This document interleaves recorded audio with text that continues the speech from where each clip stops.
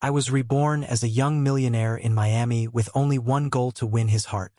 They say money changes everything, but death changes more, especially when you come back from it with a second chance and an obsession. I died at 27, nameless, poor, and invisible. The man I loved never knew I existed. Now I'm back, reborn in the flawless body of a rich Omega heir in the heart of Miami, and I'm going to make damn sure that this time, he sees me. My name is Julian West now, and according to the world, I'm the only son of Malcolm West, tech tycoon and ruthless billionaire. His sudden death made me heir to a fortune most people can't even imagine. Miami welcomed me like it always welcomes money: champagne, lies, and fake smiles. But none of it mattered. I had one mission. Liam Mercer, 6'2", former Marine, now a beta security executive at Sentinel Corp. Dark hazel eyes that looked like dusk when he got angry, and a jawline that had once made me forget how to breathe. We met in my past life, fleetingly. He'd been assigned as private security for a senator's son. I was just a waiter at that party, invisible in a black vest and borrowed shoes. He didn't see me then. He would now. I hired him. Not right away, of course. That would have been too suspicious. First, I orchestrated the job posting. Made sure Sentinel Corp would get the contract to protect my estate. Made sure he was on the shortlist. Then I simply had to be the charming, irresistible 21-year-old rich Omega heir with too much time, too much charm, and a void no amount of luxury could fill. He arrived on a Monday morning. I remember the way he stepped out of the black SUV, scanning, steps precise, body language military to the bone. And when those eyes landed on me, something flickered. He was drawn, confused maybe, but he noticed me, and that after 2 lifetimes was enough to make my breath catch.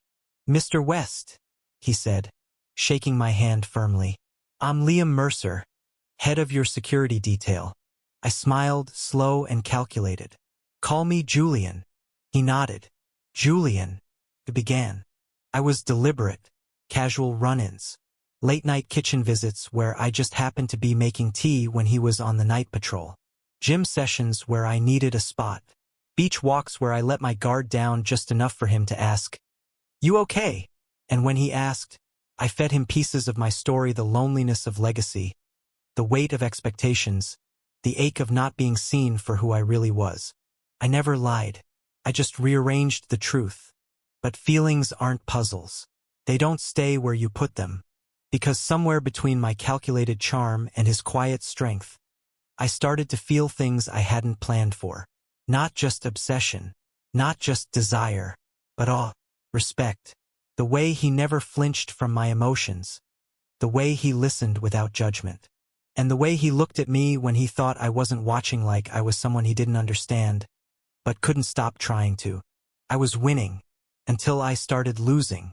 It happened during a hurricane warning. Evacuation was optional, but Liam insisted I leave.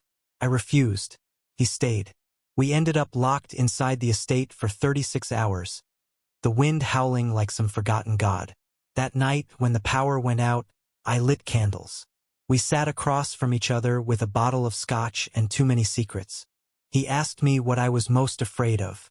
"Being forgettable," I said. He watched me.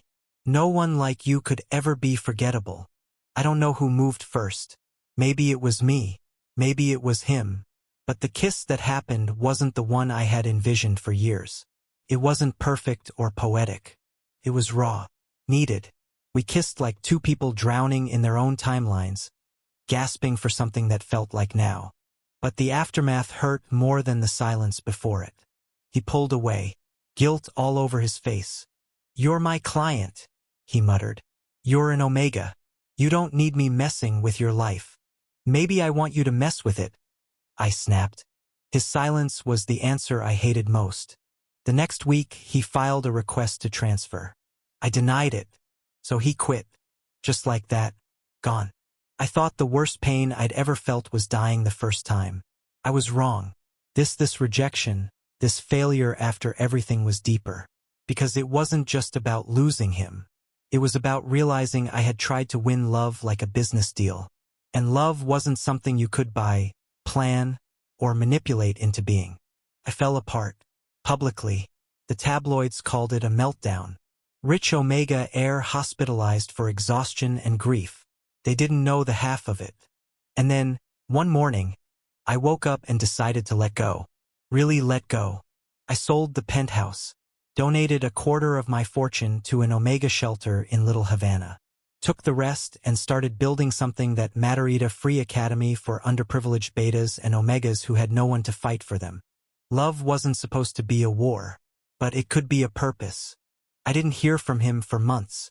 Then one day, in the middle of the foundation's first fundraiser, I saw him across the room, suit slightly wrinkled, eyes tired, and holding a $50,000 donation check in his hand. "I heard what you've been doing," he said. "You're not who I thought you were." I looked at him, heart hammering. Who did you think I was? A spoiled kid playing pretend. And now, he stepped closer. Now I see you're a man who became who he needed to be even when it hurt. We stood there. The crowd disappeared. There was no grand declaration, no kiss under fireworks. Just two men. Two lifetimes. One beginning. "I never stopped thinking about you," I whispered. He nodded. "I know. I never stopped thinking about you either." And just like the reached for my hand. This time I didn't have to chase. This time I was enough. Because sometimes love isn't about rewriting fate. It's about choosing to become someone worthy of it. Thank you for listening. If you find it interesting, please like and subscribe to follow the next stories.